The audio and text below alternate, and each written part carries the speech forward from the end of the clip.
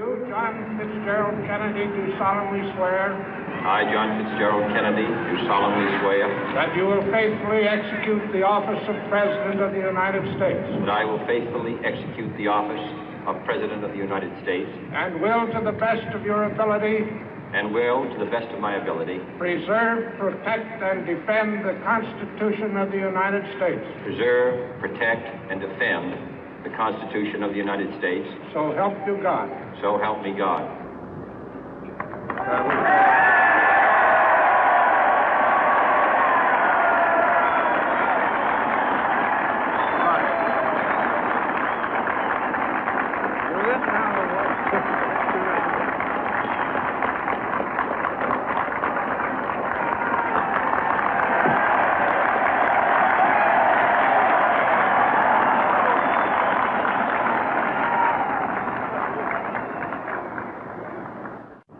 Vice President Johnson, Mr. Speaker, Mr. Chief Justice, President Eisenhower, Vice President Nixon, President Truman, Reverend clergy, fellow citizens. We observe today not a victory of party, but a celebration of freedom, symbolizing an end as well as a beginning, signifying renewal as well as change. For I have sworn before you and Almighty God the same solemn oath our forebears prescribed nearly a century and 3/4 ago. The world is very different now, for man holds in his mortal hands the power to abolish all forms of human poverty and all forms of human life. And yet the same revolutionary beliefs for which our forebears fought are still at issue around the globe. The belief that the rights of man come not from the generosity of the state, but from the hand of God. We dare not forget today that we are the heirs of that first revolution. Let the word go forth from this time and place to friend and foe alike that the torch has been passed to a new generation of Americans born in this century, tempered by war, disciplined by a hard and bitter peace, proud of our ancient heritage, and unwilling to witness or permit the slow undoing of those human rights to which this nation has always been committed and to which we are committed today at home and around the world.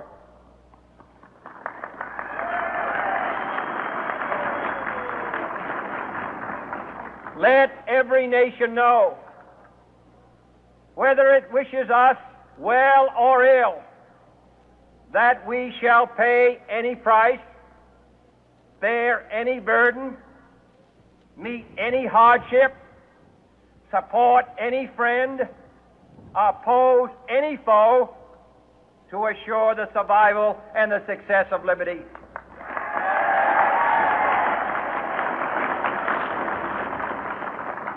This much we pledge and more.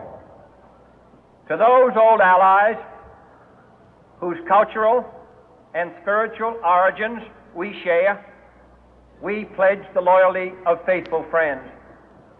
United, there is little we cannot do in a host of cooperative ventures. Divided, there is little we can do, for we dare not meet a powerful challenge at odds and split asunder. To those new states whom we welcome to the ranks of the free, we pledge our word that one form of colonial control shall not have passed away merely to be replaced by a far more iron tyranny. We shall not always expect to find them supporting our view, but we shall always hope to find them strongly supporting their own freedom, and to remember that in the past, those who foolishly sought power by riding the back of the tiger ended up inside.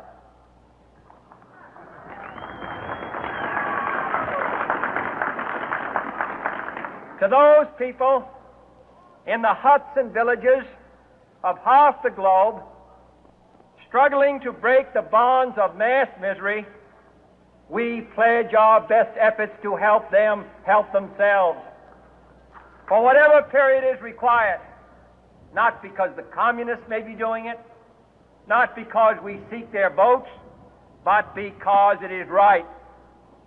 If a free society cannot help the many who are poor, it cannot save the few who are rich.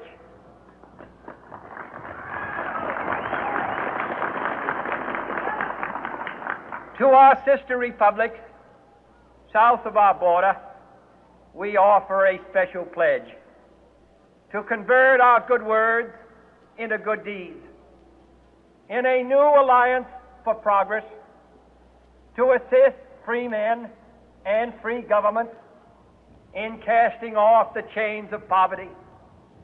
But this peaceful revolution of hope cannot become the prey of hostile powers. Let all our neighbors know that we shall join with them to oppose aggression or subversion anywhere in the Americas.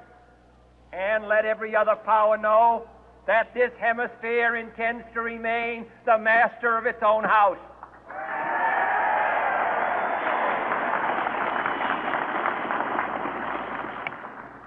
To that world assembly of sovereign states, the United Nations, our last best hope, in an age where the instruments of war have far outpaced the instruments of peace, we renew our pledge of support to prevent it from becoming merely a forum for invective, to strengthen its shield of the new and the weak, and to enlarge the area in which its writ may run.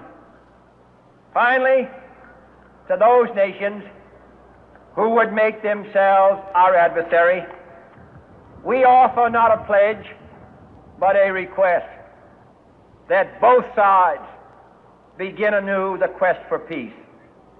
Before the dark powers of destruction, unleashed by science, engulf all humanity in planned or accidental self-destruction, we dare not tempt them with weakness, for only when our arms are sufficient beyond doubt can we be certain beyond doubt that they will never be employed.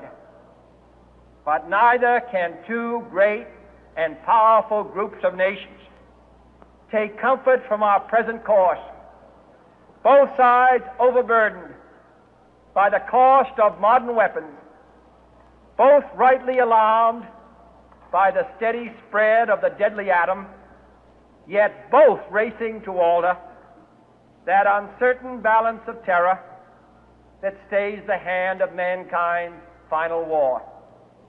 So let us begin anew, remembering on both sides that civility is not a sign of weakness, and sincerity is always subject to proof.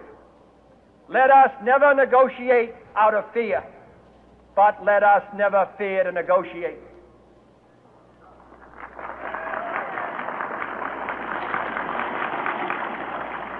Let both sides explore what problems unite us, instead of belaboring those problems which divide us. Let both sides, for the first time, formulate serious and precise